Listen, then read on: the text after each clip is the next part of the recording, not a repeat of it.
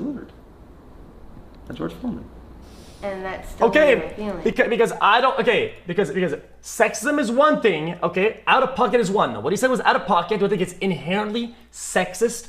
I don't really think so. So saying that you did all that because you're going anti-sexist in the gaming industry doesn't really make sense. It just seems like it's like a bit of a cop-out. I don't agree with that.